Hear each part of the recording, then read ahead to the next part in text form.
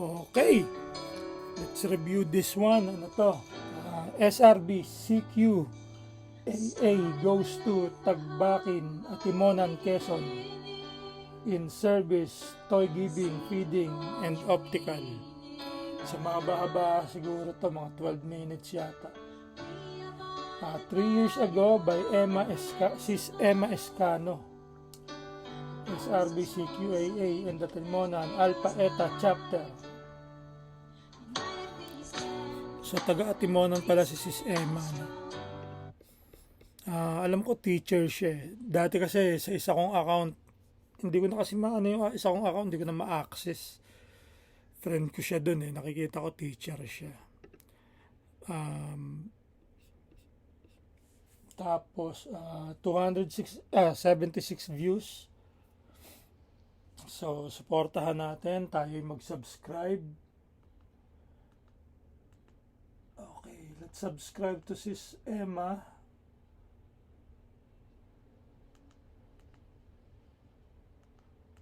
Okay, done subscribing. So ano pa to, no? Ito yung time na hindi pa na dissolve ang Central Council.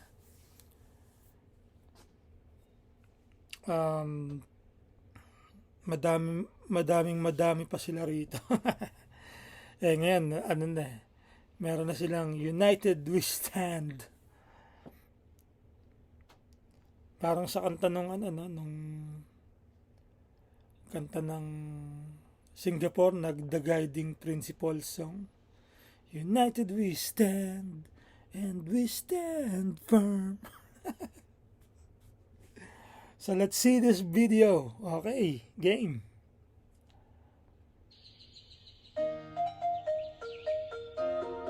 Okay, kumakain sila ng corned beef silog.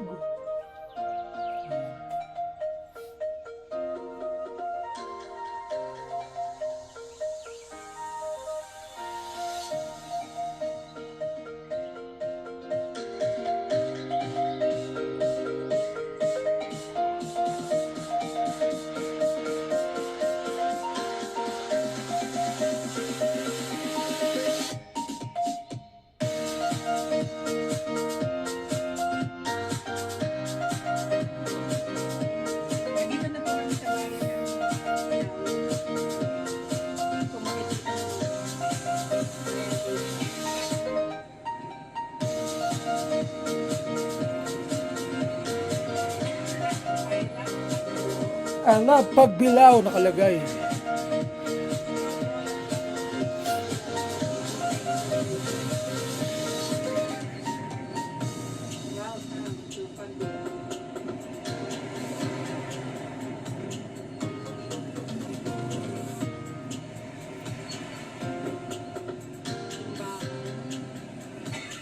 Parang sarap-sarap talaga sa province, ano?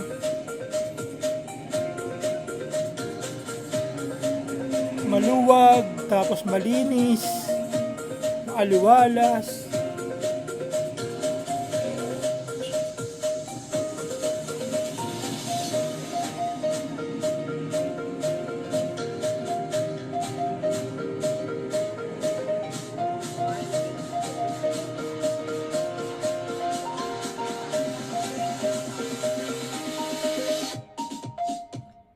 Okay, luluto na sila ng pang-feeding para sa mga bulilit. Mga bulilit.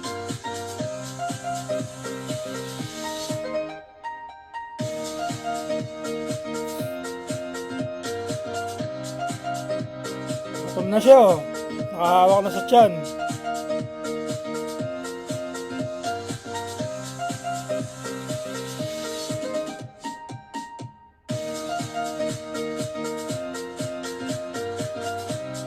Okay, nililista yung mga batang gustong mag-almusal.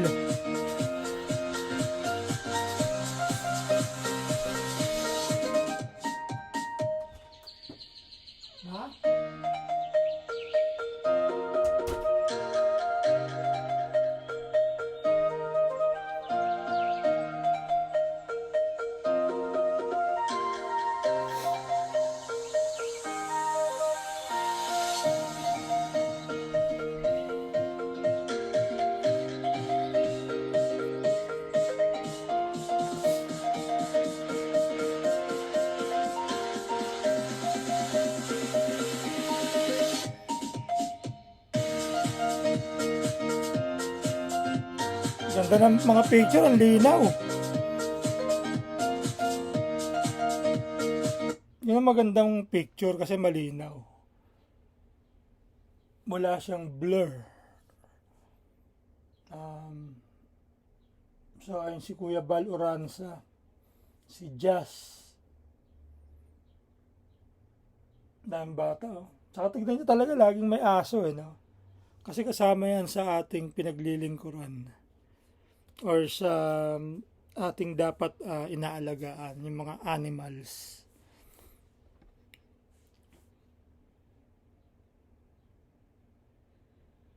Tsaka kita, lalaki ng puno, no? Puno ng mangga to, eh. Pagka may ganyan lugar, no, yung mapuno, meron ka na kagad bubong, eh. Kumbaga malililiman ka na kagad, eh. Hindi mo na kailangan ng mga gantong marami. Mga dalawang ganyan lang okay na kasi may mga puno na, oh, na nagko-cover sa'yo sa init.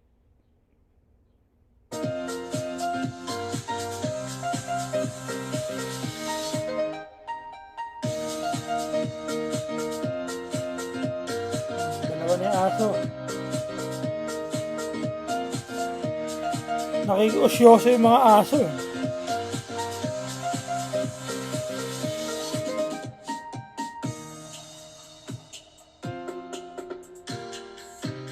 Laruan ng gusto ng mga bata, toys, kahit simple lang okay sa kanila kasi mga bata hindi tumitingin sa presyo yan. Ang bata,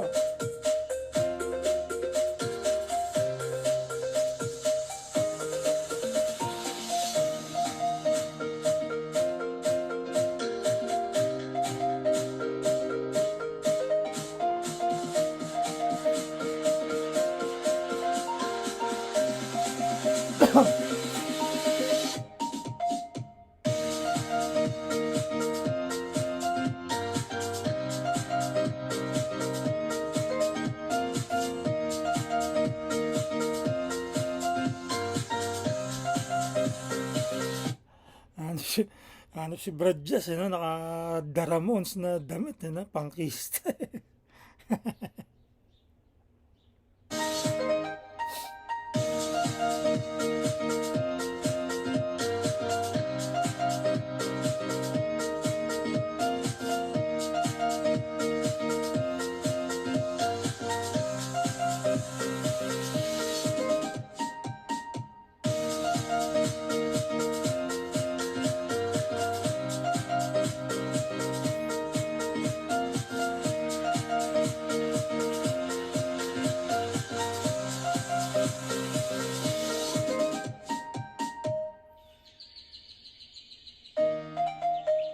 Nakakatawa, no?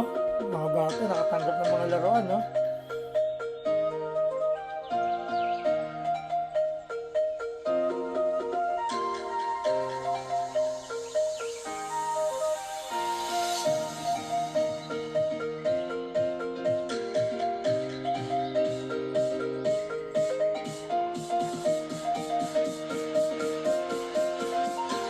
Haba pa.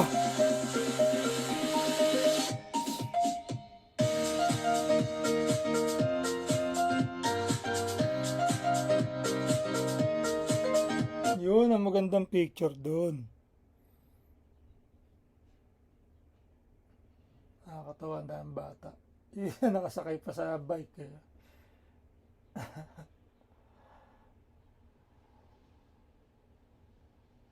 Nakakatawa, mga ganyang service talaga. Service to the youth. Yung mga bata dapat alagaan.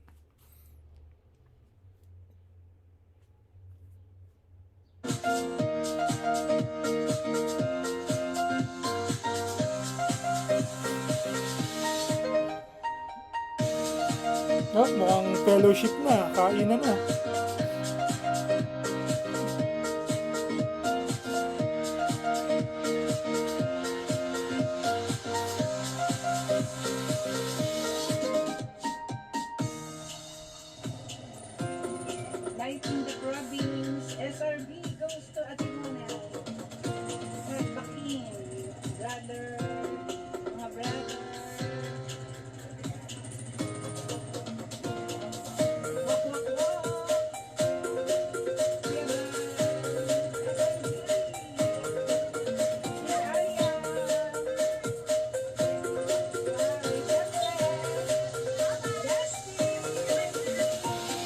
So ayun, naglalakad sila. Ewan ko kung saan sila pupunta. Pero napakasaya. Naglalakad magkakasama ang magkakapatid. Ano si Brad Ruel.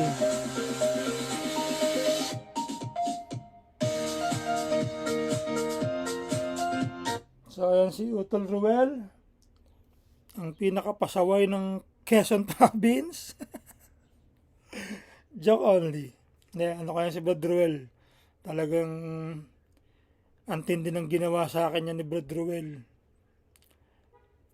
Akalain nyo. Si Brad Ruel, pinahinto namin yung barko para lang makaabot siya. Di ba, Brad Ruel? Ano yan si Brad Ruel? Laging late. Papunta kami ng Cebu.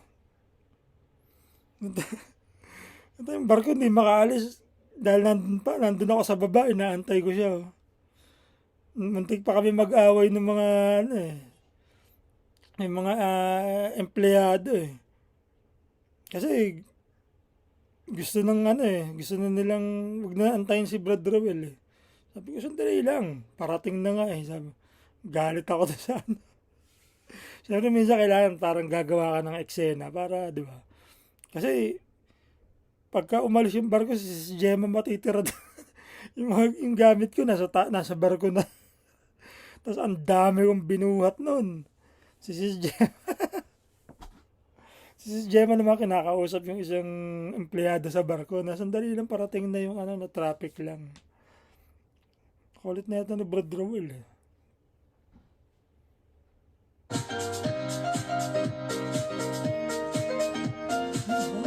okay.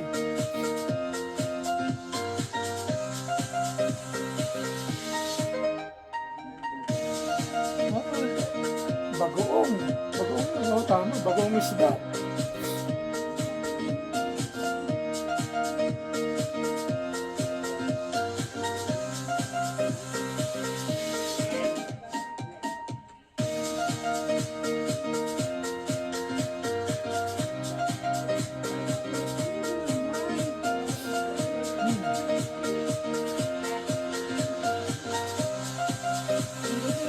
Talong,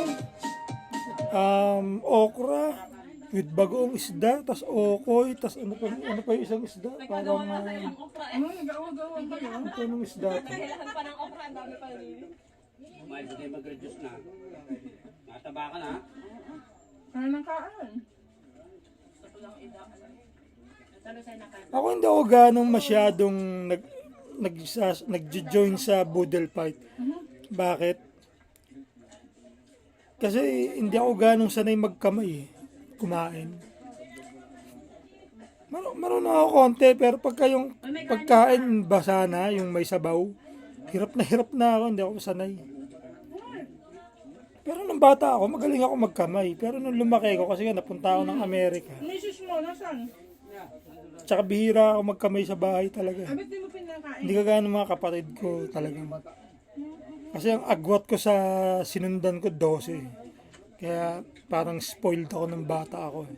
Hindi kami mayaman. Ang mother ko is teacher. Elementary teacher ang mother ko, grade 2. Tapos ang tatay ko is tubero. So, hindi kami mayaman. Pero hindi ako naturuan hindi ako masyadong nagkamay. Pero nung bata ako, ang galing ko magkamay Maliit ako. Pero nung lumaki na ako, parang nakalimutan ko na magkamay. Hindi ko naman nakalimutan na hindi ako nasanay na. No, may apo rin. Nakita nyo, Talagang hindi mapaghiwalay ang apo at saka SRB. Yan ang lagi niyong tatandaan. Lalo na sa panahon ngayon, sa ginawa ng Council of Elders, ang apo at SRB ay talagang pinagdikit. Brad Matthew, Colonel Jorons, mga apo yan.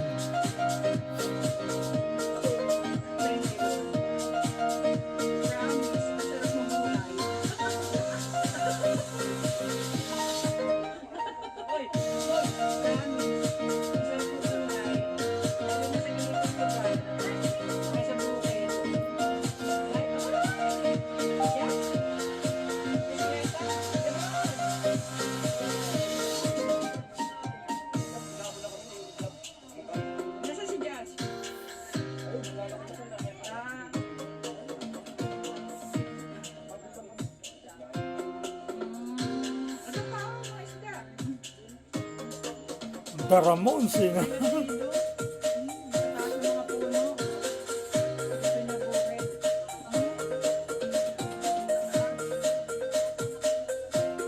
Ice Batrita.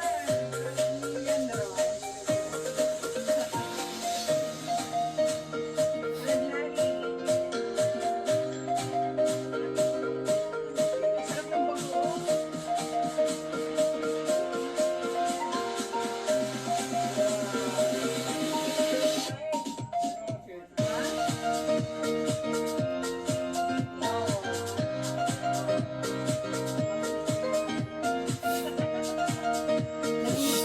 Si Sis Dolor yata yun eh.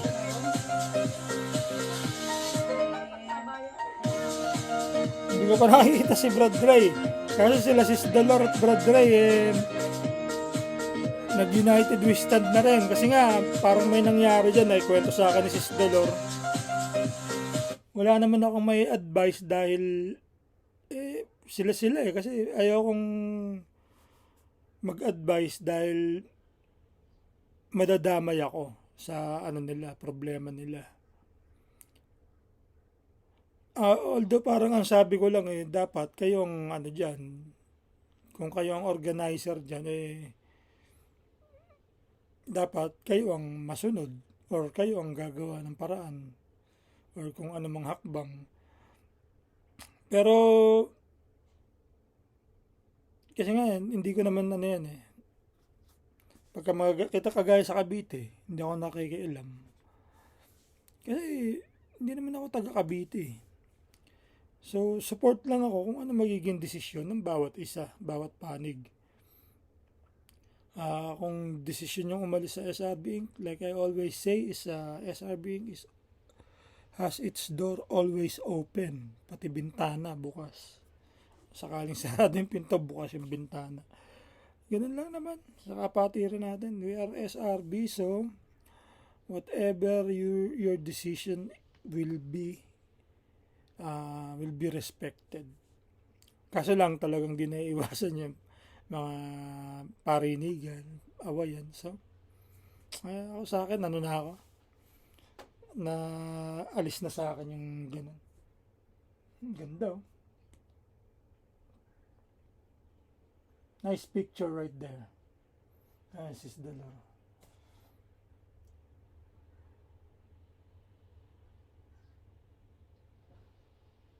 So, hindi ko masasabing perfecto din ang mga nasa SRB Inc. Ano? Hindi. Siyempre, sa SRB kasi may kanya-kanya rin tayong isip, pamamaraan.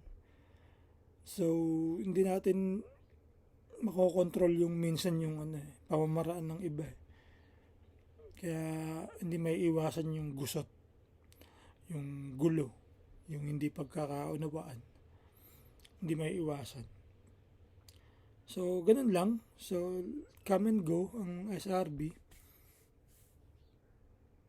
Pag feel mo na hindi na siya fit para sa mga prinsipyo mo, sa paniniwala mo, sa ideas na gusto mong patakbuhin, then you can be on your own or join a different group. Kasi hindi ka naman pwede mag-join sa ibang dahil basta yung kasi sa loob ng SRB, kailangan aminin natin na may mga iba-iba pang grupo na nabubuo. Yun nga yung tinatawag ng mga faction. Diba? So, you can always choose where you belong. Where you feel comfortable, kumbaga.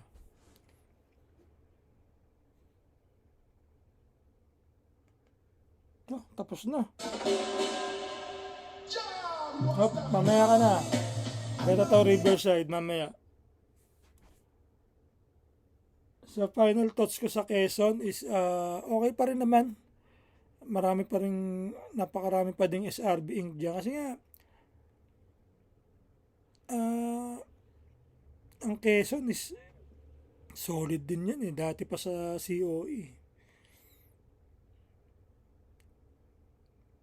Panahon pa nila Brad Aris magtibay. Buhay pa si Brad Aris. Presidente ng COE dati yun, si Brad Aris.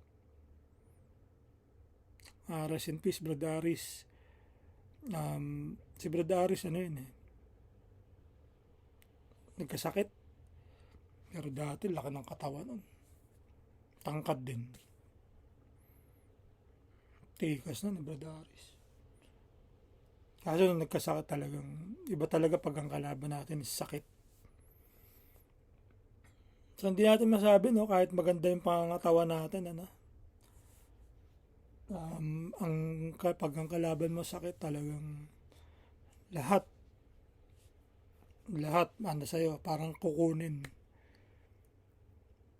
Kaya ako, ano ako eh,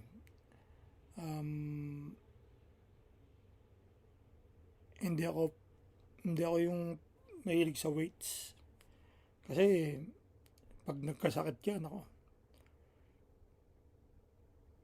kahit na sabi yung ano ganda ng katawan mo, wala.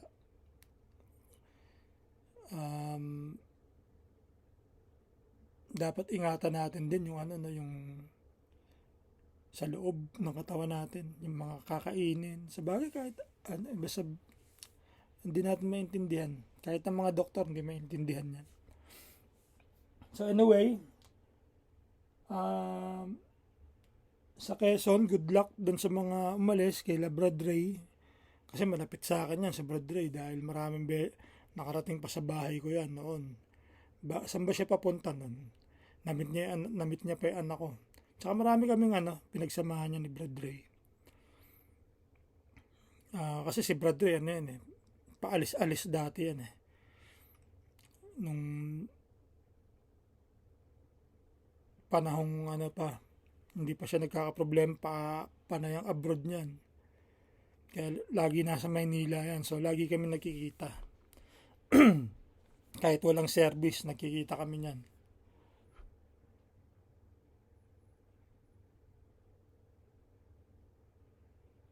Okay. So mga kapatid, sa Quezon Province, good luck sa inyong lahat. Pero syempre,